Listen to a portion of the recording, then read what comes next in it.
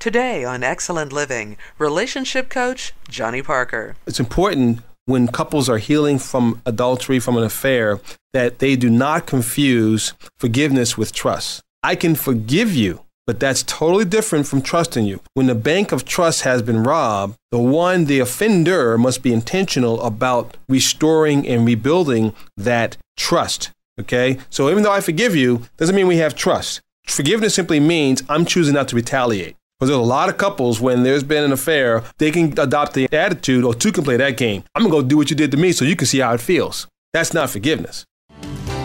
Welcome to Excellent Living with Cheryl Martin, a weekly program blending practical advice with compelling talk. We are committed to providing tools that will foster strong, healthy marriages. So once a month, our resident relationship expert, Johnny Parker, joins us. He's a trained marriage and family counselor with more than 20 years' experience. He's also the author of the book, Blueprints for Marriage.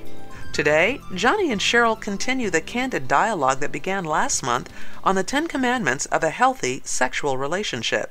Last month, we discussed the first 3 commandments of a healthy sexual relationship, and they were understand that God is the one who designed sex. That was our first commandment, that God is the one who created and invented the game of love. The second thing that we said was that God was the one who said that we are to only experience sex in the context of marriage. God is the one who gave that commandment. I didn't do it, you didn't do it, but God knew what he was talking about because he wanted marriage to be special and unique. He didn't want us to simply give ourselves to any and every one, but that we would have oneness with one person. And we would go from a water ski, emotional, spiritual relationship with someone to a scuba diving, going deep. And oneness does that. And so that's the reason why God says only in the context of fidelity of marriage. And then the third commandment that we've said was that realizing that a satisfying sex life flows out of a satisfying relationship. And we describe those 4 bedposts, that friendship being one, friendship, companionship, commitment being another one. When you have companionship and commitment, it produces passion. That's the third bedpost. And then the spiritual intimacy, the 4th bedpost. And so those were the things that we said. God is the one who designed sex, sex only in the context of marriage, and realize that a satisfying sex life flows out of a satisfying relationship. Now, these commandments are quite contrary to the signals or the markers that we're getting in society that make for a healthy sexual relationship. Yeah. I mean, when you pick up popular magazines, they're usually not talking about how a satisfying sex life flows out of the 4 bedposts that you mentioned. No, Cheryl. As we said last time as well, advertisers know this. And that's why they know that people are sexually discontent and unhappy. And so they keep promising you 30 ways to have great sex, 30 positions to have great sex. And so their approach is what it is. They only understand and view sex from a limited viewpoint. It's purely physical.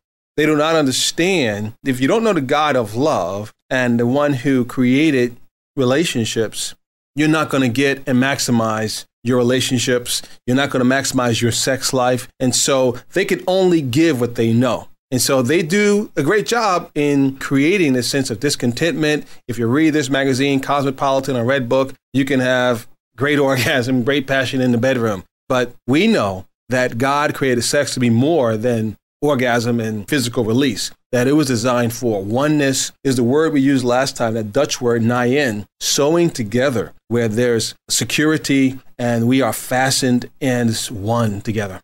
I love the fact that we are focusing on what the manufacturer, the creator of sex has to say about it, because with anything, if I purchase a new product or buy a new car, it comes with a handbook, a manual, which will clearly tell me that if I want to operate that product or that car at the optimum level.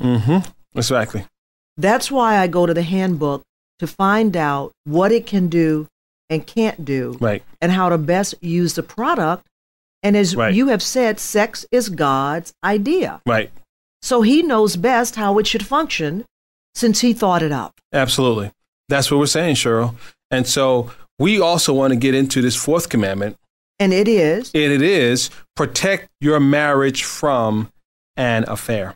Now, it's important. There's different types of affairs, but the one we're talking about is a sexual affair. An affair, really, let's describe it. It's a search for fulfillment. It's an escape from reality. That's really what an affair is. So you can have a career affair, you can have a business affair, you can have a church affair. When you feel like your life is empty, you can fill it up with a lot of things. But these things were never designed to give us fulfillment and meaning. If you have an empty, lonely life, buying a car is not going to do it for you. Okay? And so protecting your marriage from an affair, we're talking about fatal attraction. Cheryl, if I had a penny for every couple I've counseled over the 20 years and asked them, how did this happen? The first 3 words, you know what the first 3 words are always? It just happened. It just happened. And it never just happens. It doesn't just happen. It happens because we never set out in advance to put up boundaries. Okay? We never put up boundaries. I use an acronym PURE, P-U-R-E. The P stands for prepare in advance. Some simple things, such as you decide in advance, I'm not going to have meals alone with the opposite sex. I'm not going to travel alone with the opposite sex. I mean, there's some boundaries like that. Avoiding chat rooms. So many people who have gotten into affairs and adultery because they're in a chat room with someone of the opposite sex. The U stands for understand the nature of your heart. Jeremiah says the heart is desperately wicked and deceitful. Who can trust it? Because we play with our heart. We don't guard our hearts well in this area, so we can get into affairs because we're playing games with our hearts. We don't ask ourselves the questions such as, do I make special trips past this person's desk or house? Do I manipulate situations so I could be alone in a secluded or private place with this person? Do I purposely withhold some conversations or letters or events from my spouse? See, that's me playing with my heart if I don't go down that road and ask myself those kind of questions. You need to be honest with yourself. You need to be honest with yourself. The R in PURE stands for realize the grass looks greener on the other side. The reason that it looks greener is because there's more manure over there. Okay? So it only looks greener on the opposite side of the fence. Then the E stands for expose and express your temptations to a safe friend. I knew a man who was really playing with fire and was tempted to cheat on his wife. He was alone with a friend and he told the friend what was going on inside of his mind. And when he divulged the thoughts he had about this woman on his job, because most affairs happen in the workplace. I mean, think about it. You're with this person all day long. You're on the same team. You're working on a project or you're working together. So many times these people get the best of your time. So anyway, when he exposed and expressed his thoughts and temptation, all of a sudden it was like God took the scissors and cut the line to the temptation. Gets us to the point, Johnny, that we have to expose our vulnerabilities to the right friend. The right friend. To of the a same godly, sex, many times. Same sex, godly person who will spur you to do things God's way, because if this man had gone to the wrong man. Exactly. Hey, man, go ahead and act on it. Your wife is not treating you right. Exactly. It's a man thing. All men do right. it to make sure you're going to the right person. Absolutely. And this is the same for women, because so many women now we're finding who are feeling loneliness in their marriage or in these chat rooms, and they're having thoughts in terms of mentally. See, most men are challenged with the physical pictures. A lot of women are being challenged with the mental pictures, okay? They see a pastor, they see a man in leadership, and they're drawn to that. And they're drawn to this man who is spending time with them in chat rooms, giving him time and attention. And so we're seeing growing numbers of women who are experiencing temptation in going towards an affair as well.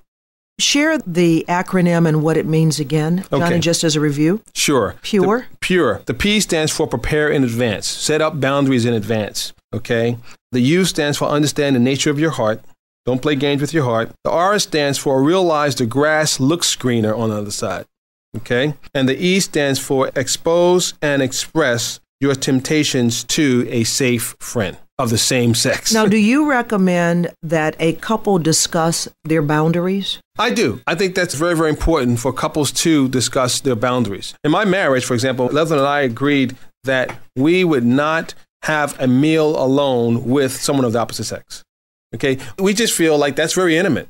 That's very intimate for someone to get that alone time. Now, I know people have to travel and they do a lot of sales and business and so forth, but I recommend that if we can do that as much in a group as much as possible, I would really go down that road.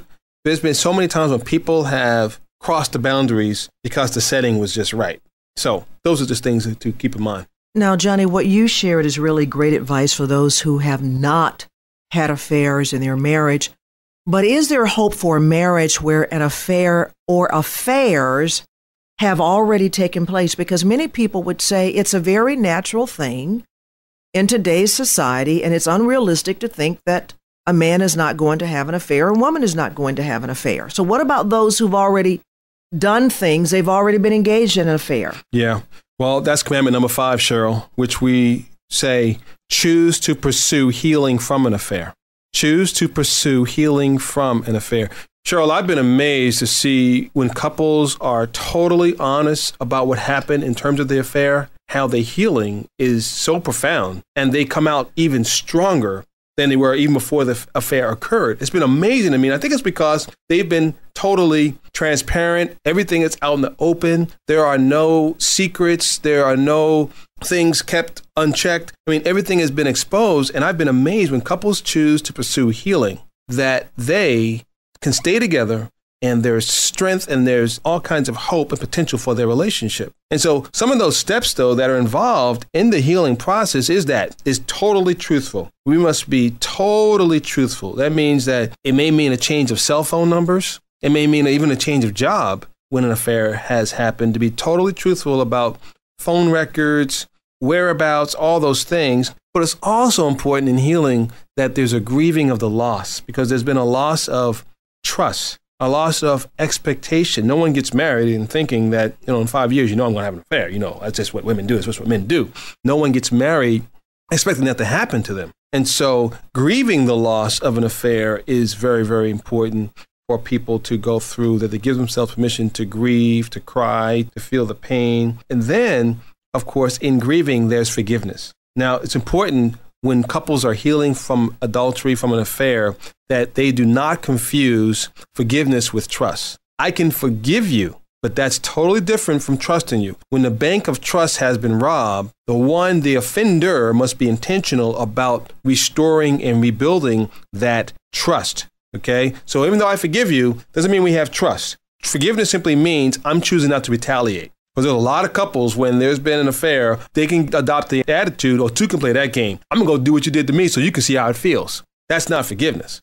Okay? Can the trust be restored? Absolutely. It can be restored, but it has to be this. It comes down to being where you say you're going to be, doing what you say you're going to do. Okay? And it begins again. You begin again when this happens. Beginning again means that we have to begin to court each other and date each other again. We have to build a friendship again. We have to learn how to go out and date each other again. And Cheryl, I'm telling you, I've always been amazed the couples who commit to the healing process. And I've seen more couples commit to the healing process than couples who have not committed to the healing process. I've seen tremendous healing, growth, strength develop as a result. So that's what we're about. We want to give hope to couples who have experienced this breakdown, this tremendous pain in their relationship. And there is hope for couples who have gone through an affair. I want to get back to something you started with, and that is you can experience healing if you are totally truthful. Yes. Be specific with that. Are you saying that, let's say if a man has committed an affair, or let's say several affairs, should he then come to his wife, go to his wife, and be totally truthful about how long it's been going on, where they had sex, what kind of sex, what attracted him to her over him? Because sometimes women can ask a whole lot of questions. Right. So are you saying this person should just tell all the details when you say be totally truthful? Well, you know what's been interesting? A lot of times when an affair has been exposed, a man or a woman usually leaves something out in the open. Many times it's been on the internet. A wife has found something, or a husband has found something on the internet. It's amazing how people are very sloppy in this area. I've always been surprised that their spouses find out. Now, I've found many wives who can smell that something's going on. She hasn't pinpointed anything. She hasn't anything specific to go on, but she can just sense. And I think for women, as you all can sense when a man's heart is not really with you. Maybe you can't put and identify where his heart is, but you can sense it's not with you. So you have suspicions. But in terms of being truthful, when it has come out, that's what I'm talking about. After it has been exposed, it's important to be truthful about, I don't think it's necessary to get into all the details, Cheryl. I know I've seen many wives who have pressed husbands for details. I don't see any good that comes out of that. I think that to know the specifics and where and what kind of sex, I have not seen any wife who has profited from that. Well, that's why I asked that to clarify, because you're saying be totally truthful. Yeah. Because I can see a woman saying, well, look, be honest. What was it about her and the sex you had with her? What, Understand something. An affair is not about the sex many times for a man. The myth that says if a man is having sex with his wife every day, he won't cheat. No. It's the fact that many women will say that they cheated because it was there. It was available. It was a freebie. It was a freebie if someone desired me. It wasn't necessarily about him not getting enough sex at home. Okay? It's not always about that. That's a myth. A man can have sex every day with his wife, and this can still happen. If it's not about the sex, it is about? It's about intimacy. It's about what we discussed in the show ago. We talked about soul-touching sex. It's about not being able to share my heart and having a deep, intimate friendship with someone verbally, and our souls crave for this longing and this yearning for a deep kind of intimacy, and we think we can only get it through sex, but we don't. So if there should be boundaries as to what is said so it doesn't damage the relationship further, how would the offending partner then say to the husband or wife who's pressing for more details, what would be the proper way to handle that portion so it doesn't seem as if you're hiding or you're not being totally truthful? And that's where third party, most couples, when this has happened, they'll need a counselor like myself. They'll need a coach. They'll need someone to walk with them through, because I've had couples staying up all night where husbands and wives are pressing each other for more information. And not that they're trying to hide it. Sometimes they're saying, it's so painful and they're trying to heal that to go down that road again, they don't see any profit, any good in doing that. So sometimes it takes a third party, an objective party who can give perspective and say, it's important that you grieve. It's important that you heal. But what will it profit you to know how many times and where it was? Now, it is important that couples get tested for AIDS and STDs, sexually transmitted diseases. All of that's very, very important. And it is important that, hey, if this happened through his cell phone or her cell phone, that we get a new cell phone number. I think that's something definitely you have to consider. And it may even be change of a job. It may even come down to that, because what has happened is that because the trust has been broken, and the offender who broke the trust, they got to take responsibility to set the tone to heal again and to begin again. And so it sends a message. It can send a message to the wife and husband. I want to help build and rebuild security and trust with you. You're listening to relationship coach Johnny Parker on the weekly broadcast, Excellent Living with Cheryl Martin. Today's topic, Part 2 of the 10 Commandments of a Healthy Sexual Relationship. To find out more about this program, just visit excellentliving.org. That's excellentliving.org. Now, back to Johnny and Cheryl. We've reached the halfway mark of the 10 Commandments for a healthy sexual relationship. The first 5 are: understand that God is the one who designed sex. Number 2, sex is to be experienced in the context of marriage. Number 3, realize a satisfying sex life flows out of a satisfying relationship. Number 4, protect your marriage from an affair. And number 5, choose to pursue healing from an affair. And Johnny, number 6. Number 6, choose to pursue healing for any sexual wounds or addictions. Sexual wounds. There have been so many people who have been sexually molested or abused. 1 out of 4 women by the time they're 18 has been sexually molested or abused. 1 out of 7 men by the time they're 18 have been sexually molested or abused. 47% of Christian men would say that they have been on the internet with pornography of some kind. 47%. Of Christian men. Christian men. Yeah, Christian men. Okay? And so we know there's a huge issue here in terms of abuse, in terms of pornography and addictions. And the healing process here, Cheryl, is understanding that what people are longing for is intimacy. With pornography, what they're longing for is intimacy. When someone has been abused, the greatest thing that a woman or a man can do when there's been abuse that's happened, particularly in their childhood, where they've been touched inappropriately, it's 3 things, 3 components that are critical to the healing process for that person that's been abused. It's being honest with yourself about what has happened, being honest with myself about what has occurred, not living in denial, not minimizing it, but being honest with myself. And then it's being honest with God about what has happened, honest with my God about what has happened to me. And then it's being honest with safe people. Many times that's a counselor, that's a woman with a women's group, that's a man with some brothers, or a man with a counselor talking about. I've had so many men who have say that they would abuse by, and abuse happens by someone that we usually know. It's not someone hanging out behind a tree and jumps out and grabs us, but it's by someone that we know. So a child has trust with an uncle, with a grandparent, with a stepfather or stepmother, with an aunt. And so it happens more or less in that context with a friend that we know, and there's been trust established with a child to an adult. And pornography is all about false intimacy, Cheryl. It's all about a man or a woman longing for closeness, longing for transparency, longing for vulnerability. And we long for that. And the closest we can get to it is through pornography. Because in pornography, for a man, it's the physical pictures of a woman. For a woman with pornography, it's more of the mental stuff. It's more of the mental pictures. And so here's a woman, a man looking at a magazine, a physical magazine, or is on the internet, and she never tells him no. He never has to risk rejection with her because she's always available. And he can always create what he wants her to be in his own mind. And so a wife can compete with that.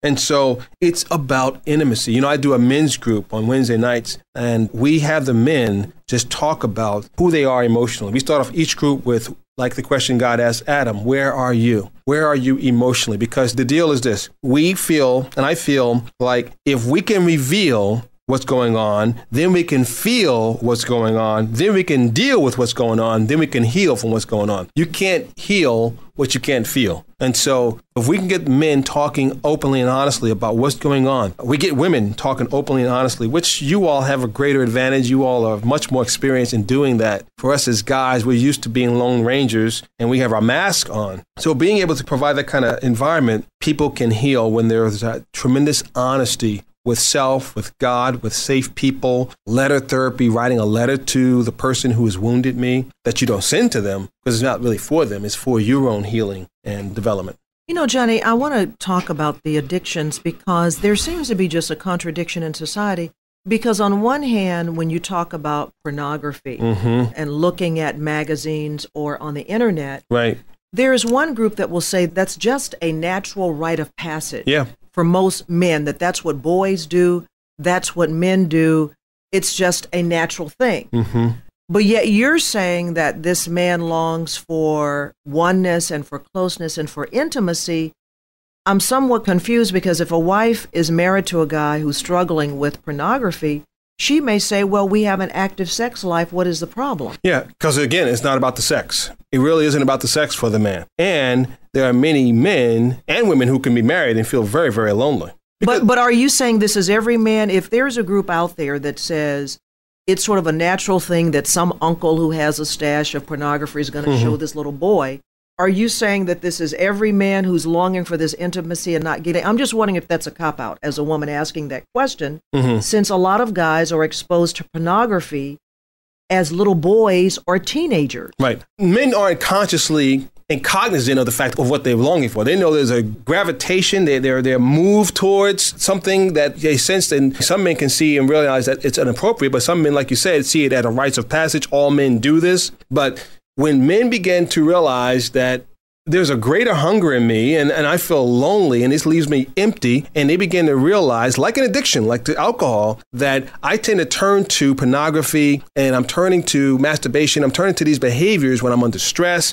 And then, Cheryl, when you find that a man will put his job in jeopardy because he's watching the internet, pornography on work time, and he's spending a lot of money going to get lap dances. And so when he starts putting his money, that's when you know it's a problem. He's putting his money, his health at jeopardy. There are men who are having sex with prostitutes, and they're coming home, and these are married men. Some of these men are Christian men. And so they're coming home and they're putting their health in jeopardy. They're putting relationships at jeopardy. That is what we call an addiction. The Bible would call it idolatry. And when men begin to, particularly men and women, but especially men, when we begin to expose our hearts and we begin to feel a safe place where we're not walking in shame and we're able to talk freely about what's churning in us, and we experience grace and love and meaningful relationship, the power of fellowship and friendship breaks the power of lust. That's what happens. And this is what a lot of guys are longing for. They know they're enslaved. They don't want to be there. And it's the breaking of that happens through fellowship and friendship and deep sharing of heart to heart. Men begin to walk in their purpose and destiny